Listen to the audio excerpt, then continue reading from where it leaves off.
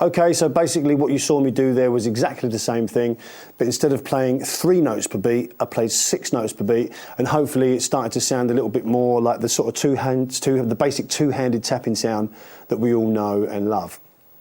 Okay, so we're going to keep working with this backing track a bit longer, and I'm going to show you some nice variations. Now, the first one is a very, very basic one, and it's I'm not going to spend too much time on it.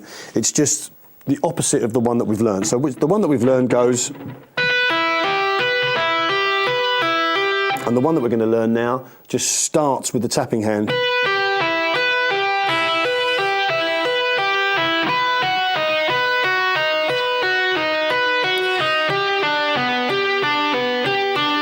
Okay, so basically what you're doing is slamming the tapping hand on, pulling off, and then pulling off the pinky and exposing the first note.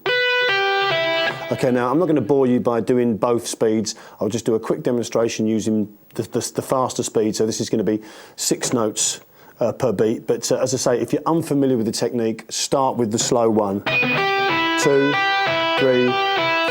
and then build up to the...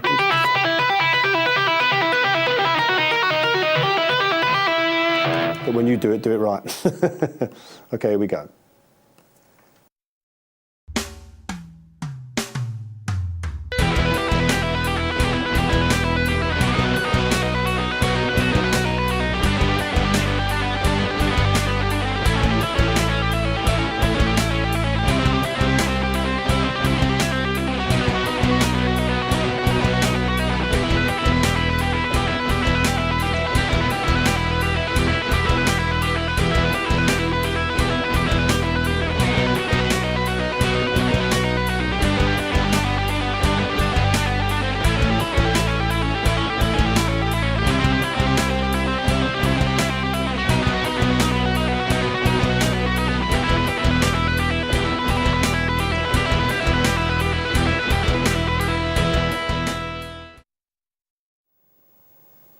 Okay, so we've learned 2 variations there. We've learned our tapping this way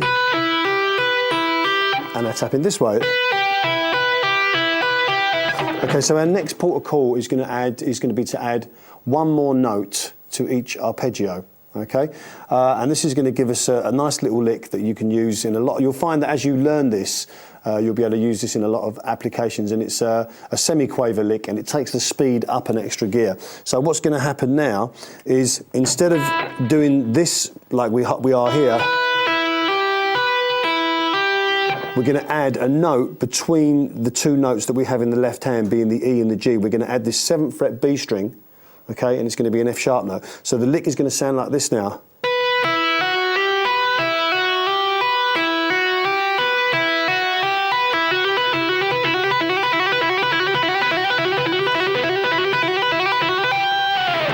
Okay, that's going to be our first arpeggio, and we're going to basically add an extra note to every arpeggio, which is going to take our tapping thing up a gear. So here we go.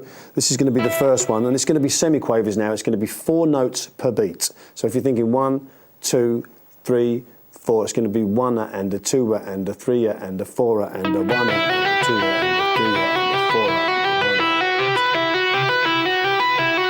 4. Okay, and then we are going to double that. So this is going to take us up a gear from the original triplet one that we did. Okay, so the next arpeggio is going to go down exactly the same as before, but this time we're going to add this 5th fret on the B string, this E note.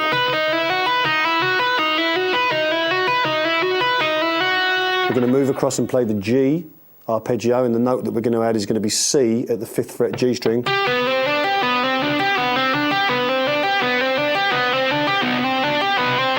Then we're going to move up and we're going to add a D note at the 7th fret G string to our A7 arpeggio, making it an A7 sus4.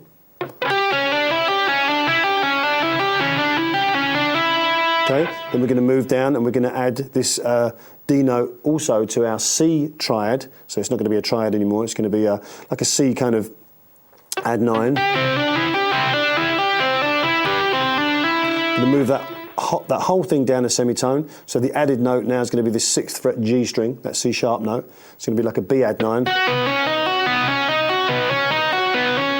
Then we're going to go back to our beloved E minor arpeggio, which is kind of like an E minor 9 now.